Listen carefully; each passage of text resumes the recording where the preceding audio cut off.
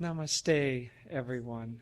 How very, very nice to be here, and especially to be here talking about, well, I have to say our favorite subject, our Guruji. It's been a beautiful, beautiful life that we have been given, but it's all come from the grace of God. The grace of God, in fact, blesses all of us all of the time. Master, who is the term that we use for Paramhansa Yogananda ji, pointed out that we couldn't take a single breath without the grace of God. We think that we're in control of our life. We think that we make the decisions. But the essential parts of our life are all taken care of by Divine Mother, by God, by the prana that they have created. If you had to think about it, how would you digest your food? You have no idea what goes on in that process. You can't do that with your mind. Everything, your heart beating, the breath that you take, the ability to see, to hear, to love, to feel joy, all of that comes from the divine. Everything comes from the divine. And part of Master's mission was to bring this understanding into the world, but into the world in a way that this current civilization, this current understanding, could appreciate it and accept it. Because you see, the history of the world is not linear. It's circular. And India's culture has long understood, the rest of the world now is beginning to understand, that there's a great cycle of ages called the Yugas. And this great cycle, our Param Guru pointed out, lasts about 24,000 years. And we are now in an ascending Dwapara Yuga, a part of this cycle. There are 4 ages that descend, 4 ages that ascend. At the very base is Kali Yuga, the dark ages. But we have just in the last 200 or 300 years exited from those dark ages and Kali Yuga. So during each of these ages, mankind needs a particular kind of teaching because he will have a particular kind of consciousness, a particular understanding, a way of viewing the world. One might say that coming down from the very heights of the ages in Satya Yuga, basically everyone on the earth understands that everything is spirit, everything is consciousness. Now we have to convince people of that. In Satya Yuga, it would be absurd to try to convince anyone because they all know it, they all feel it, they all live in that understanding. The next age coming down is Treta Yuga, the mental age, where you don't need to tell people to turn off their mobiles because there are no mobiles. People communicate by thought. People communicate by consciousness. And it's in that age that things such as mantras have real power. So that instead of using forklifts, you lift great stones by the power of mantra. You accomplish the tasks that you're doing by mental power, not by physical power, which we still have to do in our age. In Dwapara Yuga, as we descend, the understanding comes down away from that everything is thought, everything is consciousness, but we retain the ability to see that everything basically is made up of energy. And so when we read in the great epics of the Ramayana or the Mahabharata, the great wars of the Mahabharata, the weapons were weapons of energy that were going out. Now we're rediscovering weapons of energy. But let me finish this cycle.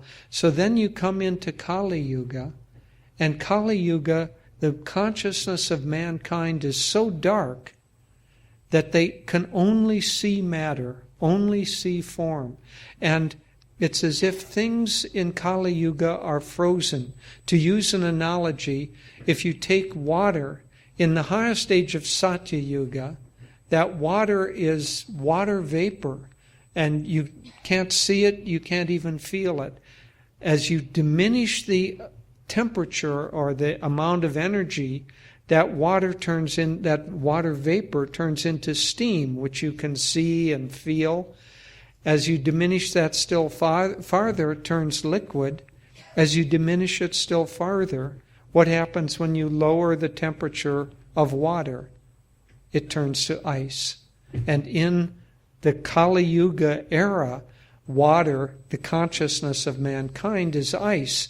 And you can cut it up and you can separate it and you can keep it separated. But now we have exited out of that low consciousness. And about 200 or 300 years ago, we came out of, first of all, descending Kali Yuga, then ascending Kali Yuga. We came into Dwapara Yuga. And so during this change of ages, and we have books on the yugas, we have classes on the yugas. It's an absolutely fascinating subject. But I only wanted to say enough to show that we have come in the consciousness, the planetary consciousness, into a different kind of understanding. And when we come into a different understanding of reality, quote, reality, then we need a different understanding of how to relate to that reality and how to relate especially to the creative force, to God, who has created everything, including these cycles, these ages of mankind. And so our particular great line of masters incarnated in order to bring about the understanding and the change.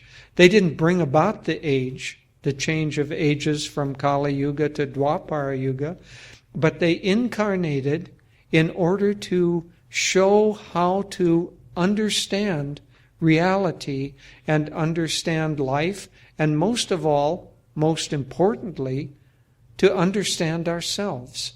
Because if philosophy is only something vague and meant for other people and other things, and you read it and say, oh, that's very nice, and we go about our daily tasks, what does it really do for us?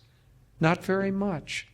But if we have proper understanding of how to live in balance in this age, how to live a healthy life, how to live a life that gives us physical energy and proper bodily strength, and a life that gives us calmness and peace and joy and happiness.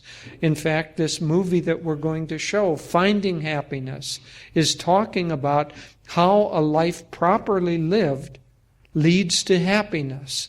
And so the masters come from age to age to show mankind how to live optimally, one might say, during that particular age. And so the teachings of this line of masters, and I don't want to be sectarian, because it is God doing everything. These masters are simply God's representatives, but God has other representatives also. And so I don't want to give the message that we're sectarian and only these masters have any idea of the truth. No, God uses different channels. But these are our masters. These are the ones whose teachings have touched us and changed our lives and made our lives so fruitful. In a certain sense, as Dr. Aditya was giving the introduction, having been with Swamiji now nearly for 50 years, having been with Ananda for 45 years, during that time, Daviji and I have seen thousands and thousands of people who have taken up these teachings, who have applied meditation and dharmic living and proper attitude and proper care of the body, proper relationships with each other. We've seen thousands and thousands of people during that time, and one could say that Ananda is a giant experiment in whether these principles work or don't work. And I can say, add my testimony to hundreds of others, these teachings work.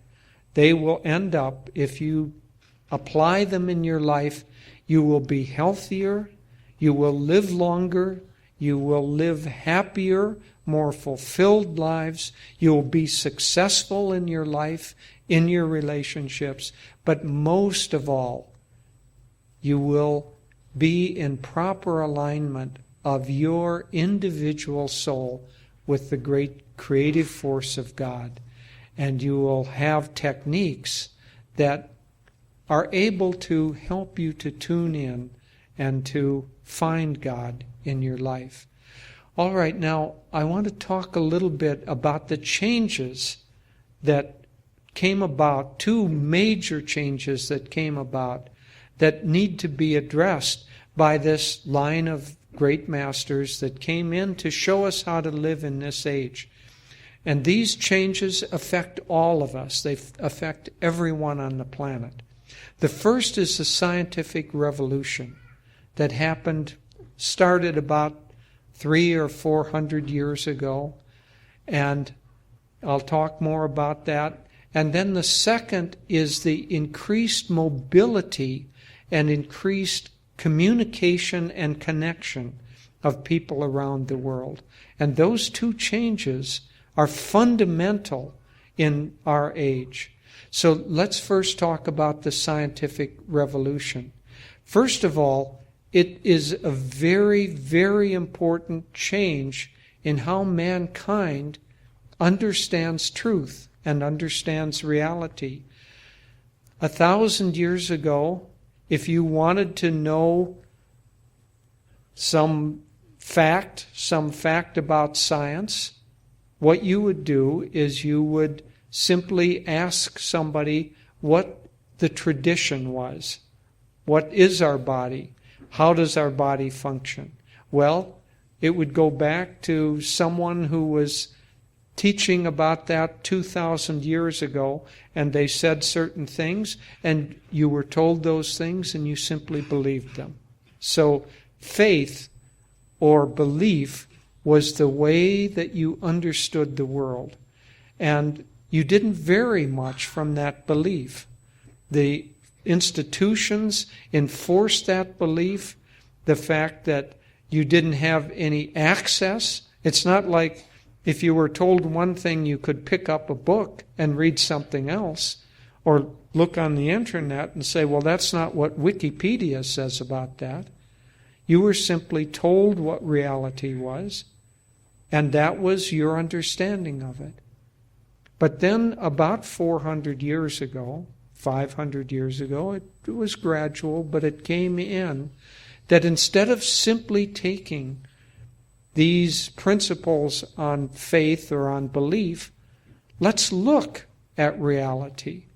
So the belief was at that time that the earth was the center of the universe and everything moved around the earth. And so that was the way things were. For hundreds, thousands of years, that's the way that people accepted the place of the earth in the totality of everything. But then, by experimentation, they began to develop a telescope, and they could see the movement of the stars. They began to develop more advanced mathematics, and gradually they could see, Galileo leading the way, that the earth was not the center of the universe. The sun was the center of the universe because they had not yet taken into account the stars. But the sun was, and the earth went around the sun, and the other planets went around also. And when they discovered that, these people were called heretics because it went against the belief system of the time. But in fact, that was the beginning of the scientific revolution. That and looking at what the body was actually made of and all of this. I won't go in at length. In fact, we're going to give a seminar or a retreat next weekend on our ashram land, which you can get directions to. And we'll be talking much more deeply about this. So I'll leave that go. But this scientific revolution that has come in has meant that experimentation is now exchanged for belief. Well, where does that bring us in religion? Where does that bring us in terms of spirituality? Can we experiment with spirituality? That becomes the question. Well, the answer, according to Yogananda, whose very first book was The Science of Religion, is that yes, you can experiment. Yes, you can discover the truths of the universe with your own consciousness. So you only need enough belief or enough faith to begin the experimental process. But that experimental process is called meditation. And so by calming the mind, by calming the emotions, by concentrating very deeply, you begin to perceive subtle truths that are much more subtle and much more real than just what you perceive with your senses. We have a friend, so to a certain extent this is a scientific methodology, but it's the methodology of consciousness as opposed just to the methodology of matter, which is primarily what science in this age is interested in. In fact, science is so focused on matter, by and large, you can't, there are millions of scientists, so you can't say everyone, but by and large, science is so focused on matter that it, at this stage, will push away consciousness or other more subtle aspects as fallacy, as just belief systems. In fact, for instance, in the creation of the universe, there are certain forces, the force of gravity, certain forces in the attraction forces in the inner parts of the atom, the subatomic particles, that if you were to vary that by 1/10,000th%, this universe could not exist. So if a strong force inside the atom varied by 1/10,000th%, this universe could not exist. If gravity varied by 1/10,000th%, this universe would either collapse or would have dispersed. And so the mechanism of this universe, the scientists are finding, are extremely precise. But where do you go from that?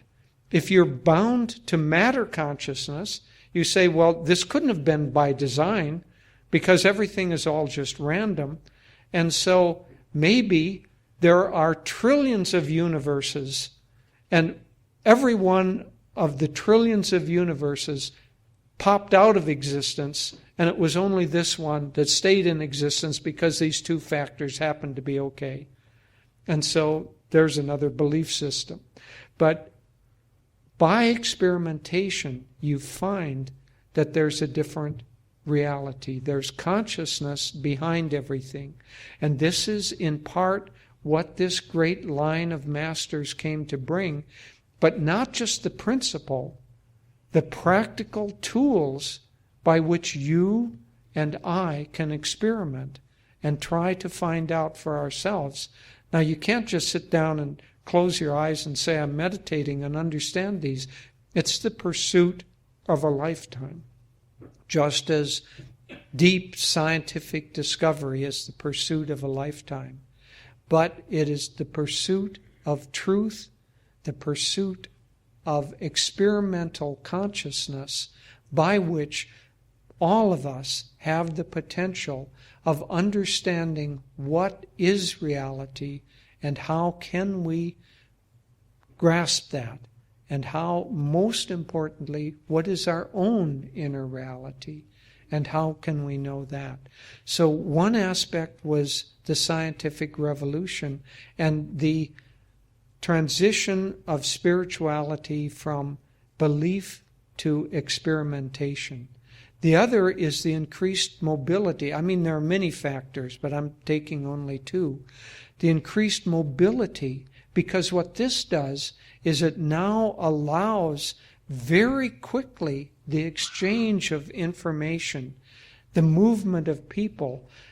Almost everybody we talk with from here in India says, oh yes, my son is in America, or my daughter is in London, and the movement of people around the world. When your mobile rings, you do not know whether that ring is beginning from the lobby or from Los Angeles. Your mobile just rings. And so one of the aspects of this age is that the delusion of space will begin to disappear. And it's just an illusion that space exists, but we're seeing it first in kind of the bridge between physical and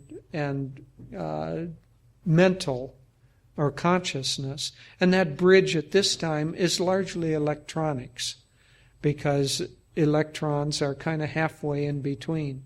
So the world of physics is halfway in between solid matter and pure energy, and we're now understanding that everything is just made up of energy. And so, but remember I used this analogy of water, and in Kali Yuga that water gets frozen. Well, think of each individual person as frozen in time and space during Kali Yuga, but now in Dwapara Yuga, enough enlightenment has occurred so that that frozen particle of ice has now melted and it's water. And water mixes together, and we're seeing this whole world begin to mix together, ideas mix together, religions which were enforced separation. And still there are remnants where people will go to war to say that their religion and only their religion is correct. And others either have to accept that or they need to die. Well, that's the remnant of Kali Yuga thinking. Soon there will not be a sense of separation in religion. In fact, in America, the largest group of people, when asked if they're religious, will say, I'm spiritual, I'm not religious. Meaning that they're seeking truth, but it's not locked into one single set of belief forms.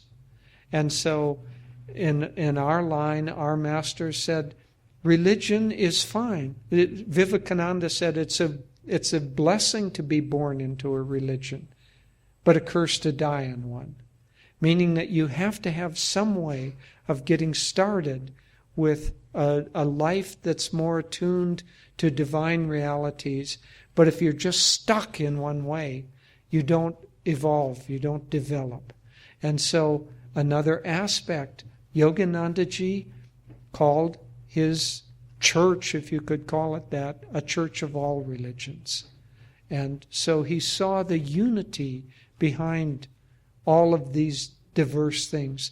Now, one practical aspect of this is that one of his missions in this incarnation was to bring about a greater connection between East and West, especially India and America. But one of the aspects of this is that he wrote scriptures, he wrote explanations of scriptures, both of the East, especially the Bhagavad Gita, and that's what we have for sale and will launch, but he also wrote explanation of the Christian Bible to show the basic similarities between those two great religions. He also said that many Indian souls would be born in America and American souls would be born in India, because there needs to be a mixing. The West had become materially efficient, but needed enlightened consciousness, and the East had the enlightened consciousness. India is the guru of the world. It has the enlightened consciousness, not that everybody practices it, but it has it here as its great treasure, but India needs more material efficiency. And so there's now a blending of those two great aspects of life to bring about a society that is both materially efficient and seeking enlightenment. And when we have that combination, if you can take out material greed from the picture, then you have a beautiful... Yogananda ji said that life, society should consist of high thinking and simple living, but not poverty, not ignoring science, not ignoring material efficiency, the combination of the two. And that leads to what? Why do that? Because it leads to your happiness. If you get too outside of yourself, you're going to lose your happiness. And so this combination, this merging of those two together, produces a kind of a life that results in happiness. So let me talk a little bit about Yoganandaji's impact. Naturally, he spent most of his life in America. He came there in 1920, and he spent the next 32 years in America, with one brief visit back to India, where he was called because his guru was about to leave the body, and his guru called him back. So there was one brief visit. But otherwise, he was in America teaching, and he was bringing this great tradition of India and Vedanta to America, and its effect has been not evolutionary but revolutionary. When Yogananda came to America, nobody had heard terms, or very, very few had heard terms of guru or religion or avatar or any of the terms that are just now absolutely commonplace. When he came in 1920, nobody virtually meditated in America. The last poll that I saw says that 18 million people in America have a daily practice of meditation. And the terminologies of Vedanta, of enlightenment, of moksha, of guru, of all of these great understandings, they're now just part and parcel of the mainstream thinking of America. Yogananda had great effect. During the time that he was in America, he went around and lectured. He was the most popular speaker in the entire country. He would have crowds of 5,000 and 6,000 people coming, and they would come not just to hear one lecture. He would stay in a city for perhaps a month and give classes, and thousands of people would take training, and thousands of people learned Kriya Yoga, the highest technique of meditation that he taught. And so the spiritual revolution that he brought about in America has spread from there to the world. I don't know how many of you have Apple computers or iPhones or have any connection with Apple products. But of course, the great innovator for Apple was Steve Jobs. Now, he had also an iPad. Naturally, he would have an iPad since he invented the thing. And yet, many people read books on their iPad. Do you know what book Steve Jobs had on his iPad? A single book. Only one. The Autobiography of a Yogi. Do you know what he read every year? The autobiography of a yogi. And it's not only he, I use his name because he represents, one might say, American material efficiency, American creativity, but the effect of Yoganandaji on America has been profound and enormous. And from that, there has also been a spreading of that message around the world into Europe and now back into India, where these truths were known. But honestly, I know that many, many people sitting here today will think in terms of certain religious practices here in India of being the religion of your grandparents. You need a religion that fits you with your understanding now. And that's in part what this great line of avatars did, is it took these great truths, it did not change them, but it retranslated them and integrated them into modern life, the kind of life that you and I live. And these great, great teachings have the power to not only change the world, but to change each one of us who take them up.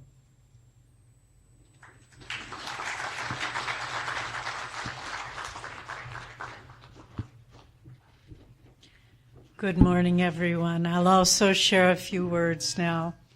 And I want to thank you all for coming, joining us, and also thank all the members of the Pune Center who have created the beautiful altar stage and have organized this event for quite some time. And I'm so glad that to see the wonderful results. In the Bhagavad Gita, Lord Krishna says, "When virtue declines and vice predominates, I will come again. I will take form and reincarnate to destroy evil and reestablish virtue or dharma."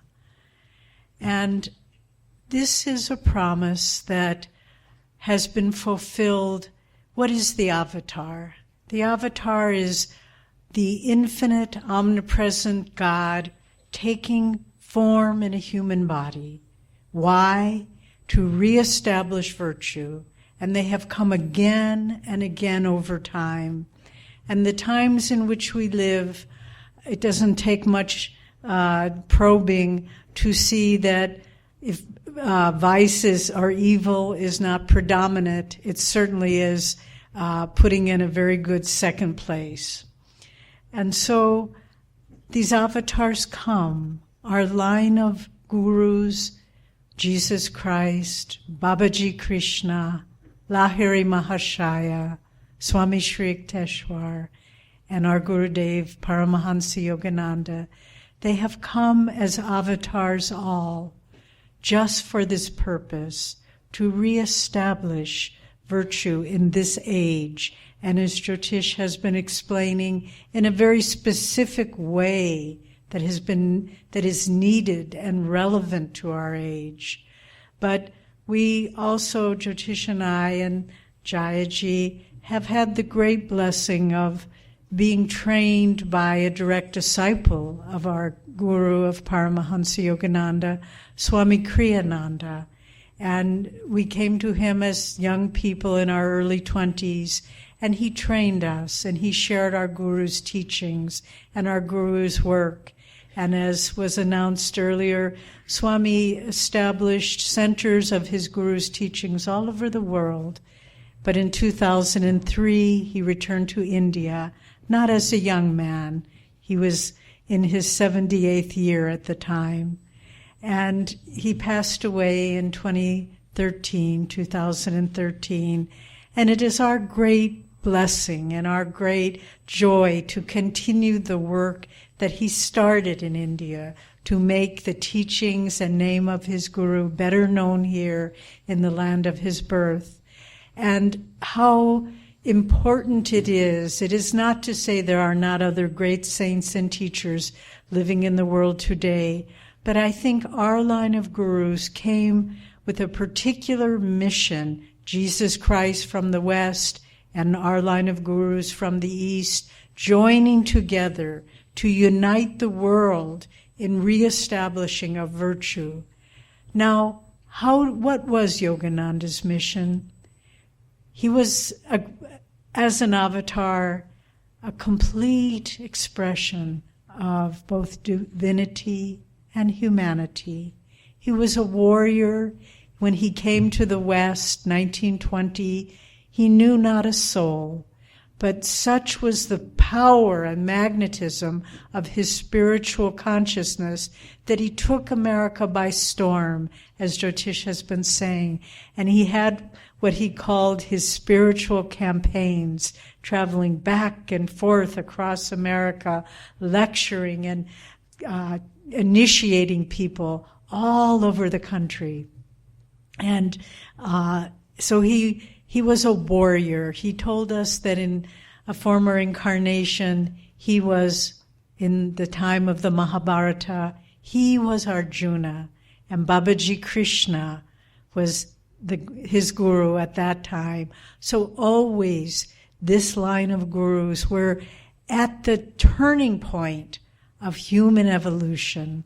And so it was that as Master was a warrior, he had, when you hear recordings of his voice, they're always surprising the first time you hear them, because you expect, when you see his face on the autobiography of a yogi, so sweet, so gentle, you hear his voice, I, Paramhansa Yogananda, am singing with you, and it knocks you out of your chair. Such was his power. But he was also a poet. He also was a soul so immersed in his devotion for Divine Mother that he wrote the most beautiful spiritual poetry. And when I was trying to think of how to encapsulate his mission, the words of one of his beautiful poems came to me. It called When I Am Only a Dream. And he wrote this poem towards the end of his life, when his direct disciples knew that he was coming to the end of his life, and he was trying to comfort them. And he wrote these words, I come to tell you all of him, and the way to encase him in your bosom, and the way and the discipline that brings his grace. So these two things, the way to encase God within your heart and the discipline that brings his grace. And so he brought to the West a revolution of devotion. The people of America particularly have great energy, great joy, great enthusiasm. But like little children, it's more focused on their own needs, on their own self. And Yogananda brought to the West not only the teachings, but the experience, what it feels like to love God with all your heart. When he came, people said, oh, the people of America have no devotion. He said, you say so? Watch. And one example, he was giving a lecture in Carnegie Hall, many thousands of people in New York. He chanted with them, Oh God beautiful, Hey Hari Sundara, which we chanted earlier today, with a crowd of, I think it was 3,000 people, 2,000 to 3,000 people. They chanted together for 2 hours. Just all filled with bliss, filled with love and devotion. People's lives were changed from that. Spontaneous healings took place. He gave them the experience of what it means to love God with all your heart. And everywhere he went, he awakened that love and devotion in people's hearts. So he showed us how to encase God in our hearts, how to love him, that life without loving God is an empty life indeed. no matter how wealthy we become, no matter how many possessions we have, or on the other hand, no matter how dire are our circumstances, what lack we experience, with love for God in our hearts, everything has a joy and meaning. You know, in 1976, at Ananda Ashram community, World Brotherhood community in California, we had a big forest fire. And those of us living there at the time, we lost everything we had. Nothing was left. But I would not have missed that experience for the world, because in those days, I felt God's loving presence so strong, as though to say, I give you things one day, I take them away the next, but love for God, love for me is all that matters. With me, everything is fulfilling, everything is joyful. So Yogananda came to show us in this age where people are absorbed in materialism, where there's selfishness and adharma prevailing, to show us love for God is not an empty word. It is the most profound reality of the universe. It is the fabric on which all of this creation exists. And so that was Yogananda's great mission, coming to the West in a time of depression, in a time of difficulty in the 1930s. In fact, another story, speaking of the depression of the 1930s, he was not, as I said, he was a warrior, and he was very outspoken during the Depression in America against wealthy industrialists who were being greedy and taking advantage of others so that they lost everything. And he publicly spoke out against these people, powerful people. And at one point, one of these industrialists that he denounced, hired a gunman to kill him. And this gunman came up to him in New York in a dark street and pointed a gun at his back.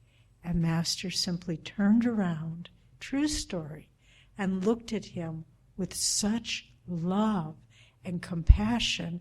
And he simply said, "Why do you live this way? You are not happy." And the man started trembling, and he dropped the gun, and he said, "What are you doing to me?" And he just fell at Master's feet, weeping. And he said, "I can't go back to that way of life anymore. You have changed me." And he just left, and Master stood there, understanding that the power of love is more powerful than the power of hate. And this is what he taught us. It's what he is teaching the world now, so riddled with hatred and violence and dissension. The power of love is the strongest power in the universe. And then Master, in that poem, he says, the discipline that brings his grace. What is that discipline? It's the science of yoga. It's meditation. It's Kriya Yoga, all of which, if you are new to Ananda Sangha, you can learn these teachings at our local center where they teach all the techniques that Master brought, the discipline that brings divine grace. This is what he came to bring us, and to ground our devotion in practical techniques that help us to expand our awareness so that more and more we can on our own be channels for divine love, for a higher consciousness. And the technique of Kriya Yoga, Babaji gave it to Lahiri Mahasaya. Many of us in this room had the great blessing last weekend to go up to Raniket, to Drongiri Mountain. Those of you who have read autobiography, you know this is where Babaji initiated Lahiri Mahasaya and reintroduced Kriya Yoga into the world at this time. And many of us had the blessing of climbing Drongiri Mountain and meditating for many hours in Babaji's cave. What a gift that was. I hope many of you can join us in the future on that adventure. But the discipline that brings the grace, what does that mean? The grace of God is always coming down.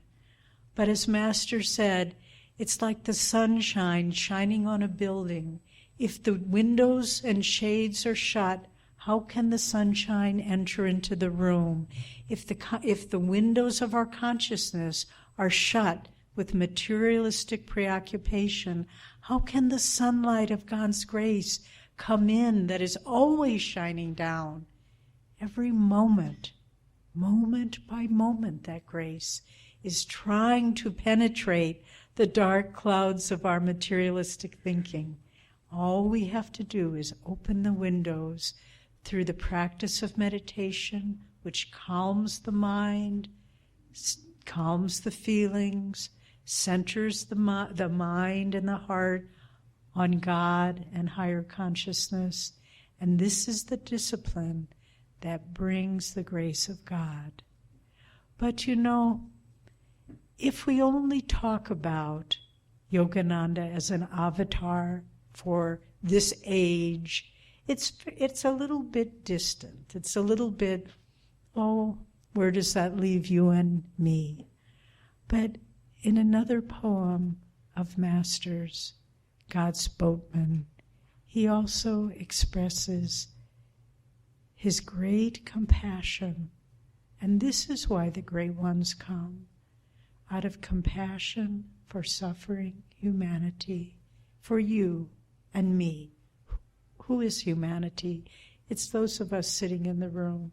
It's your family sitting at home. It's your children. It's your mother. This is humanity.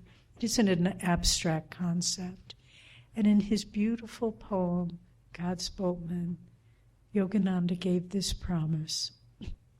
He said, "Oh, I will come again and again across 1,000 crags of suffering with bleeding feet 1,000,000,000 times if need be, as long as there is one stray brother weeping by the wayside." This is why they come. We are the stray brothers and sisters.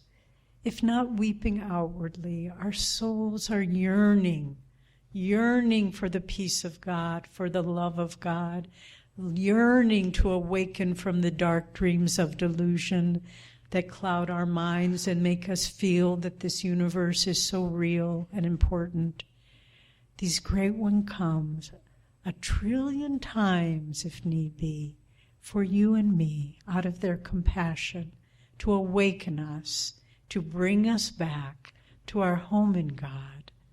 And so Yogananda, yes, the avatar for this age, but also your divine friend who reaches out in compassion and wisdom to say, come back to our home in God, where we reside.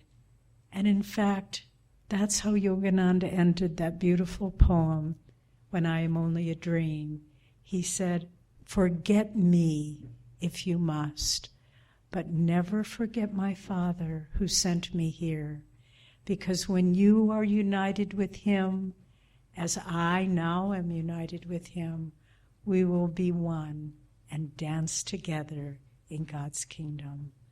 So let us, like children who have understood what our Father, what our Guru, what these great avatars are giving us, let us use the wisdom, the devotion, the inspiration they have brought into this world, and let us use it to find the joy of God within, and also to be instruments for divine love and light into this world in which God has placed us.